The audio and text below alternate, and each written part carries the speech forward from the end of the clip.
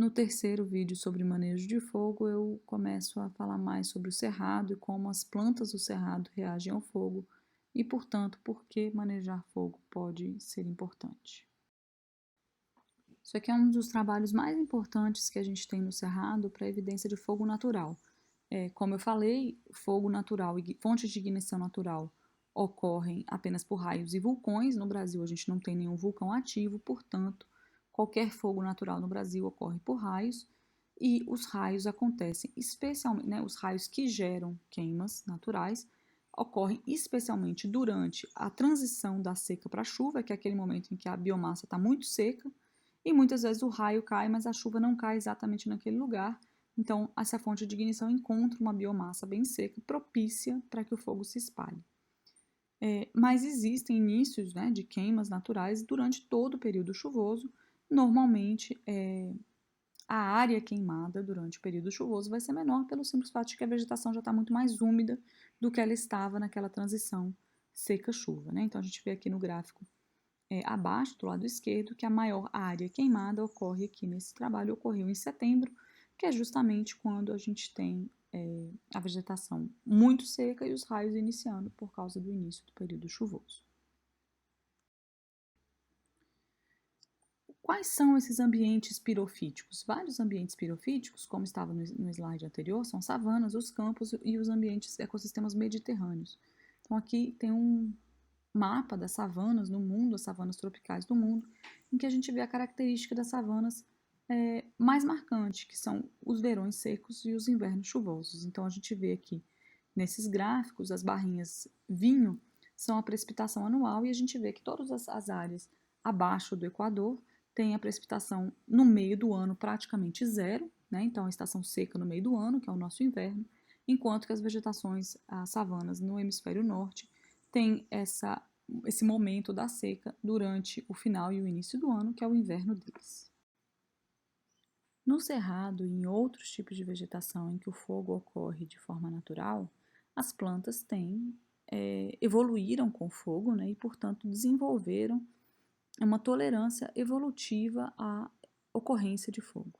Então, são características adaptativas ao fogo e que levam à possibilidade das plantas tanto sobreviverem ao efeito direto do fogo, quanto tolerar as condições pós-fogo, né? Porque existe a ocorrência do fogo ou do incêndio, e depois disso o ambiente está completamente mudado. Então ele fica mais quente, a alternância de temperatura é maior, o sombreamento é menor. Então as plantas têm que ser capazes de sobreviver a essas duas condições, né? Então tem diversas estratégias evolutivas para sobreviver à ocorrência de incêndios naturais no mundo, e aqui tem alguns exemplos de características de plantas que permitem que elas sobrevivam à passagem do fogo. Então, frutos e cascas isolantes, grossos, lenhosos, são muito característicos, né, de ambientes pirofíticos. Estruturas de reservas com reservas subterrâneas, então, quantidade muito grande de raízes profundas, raízes com muita biomassa. Muitas vezes a gente faz a medida da biomassa aérea versus biomassa radicular, e frequentemente, como é o caso aqui dessas fotos do lado direito, a gente tem mais biomassa subterrânea do que biomassa aérea em plantas do cerrado e em outros lugares. Passar da linha do fogo, então, no cerrado, passar de 2 metros de altura, por exemplo, 2, 3, 4 metros de altura, permite que parte das plantas não sofram, sejam totalmente atingidas pelo fogo, pelas chamas, né?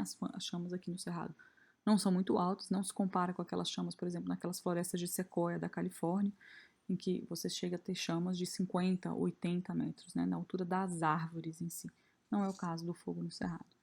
Plantas que têm muito conteúdo de água, tanto nas plantas quanto nas sementes. Então aqui tem a terceira foto ali embaixo, é de uma planta de capim dourado, que apesar de ser tão pequenininha, essa rosetinha de 3 a 4 centímetros, ela consegue sobreviver à passagem do fogo, tal como ela está. Ela não necessariamente precisa, ela perde a parte aérea e rebrota, ela também é capaz de fazer isso.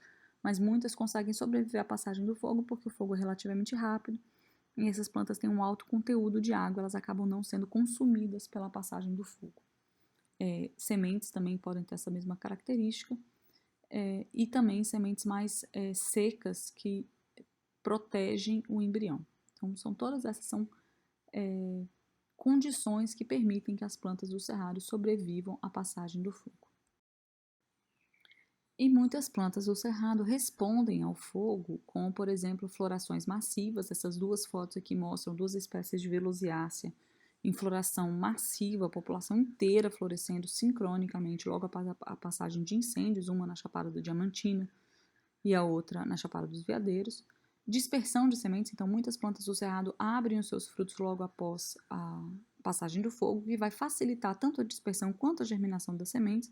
Então, tem sementes que vão germinar melhor em áreas logo após o fogo, porque a amplitude térmica é maior, o acesso à luz é maior, entre outras características.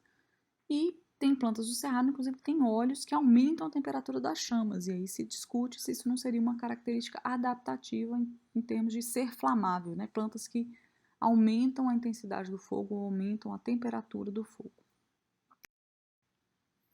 Quando a gente fala de fogo no cerrado, a gente tem que lembrar que o cerrado é aquele mosaico de vegetações e que algumas vegetações são extremamente propensas ao fogo e resistentes, que são essas áreas de campos e savanas, enquanto que outras vegetações são extremamente sensíveis ao fogo, né? Então, os buritizais, os brejos das veredas, são muito sensíveis ao fogo. Os buritis adultos morrem com incêndios, né? Chega a ter uma mortalidade de 7 a 10% de indivíduos adultos em um único incêndio.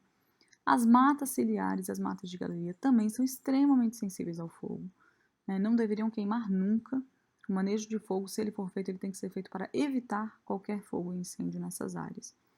Enquanto que outras vegetações, como o cerradão e a mata seca, são influenciáveis pelo fogo. Em geral, várias espécies conseguem sobreviver à passagem do fogo, mas eles não são beneficiados pelo fogo e são vegetações que acabam sendo degradadas com incêndios frequentes, né? Um incêndio só às vezes não faz um estrago tão grande quanto nas matas, mas a ocorrência de incêndios frequentes com certeza é fator de degradação bastante forte para essas fisionomias florestais não associadas aos cursos d'água no cerrado.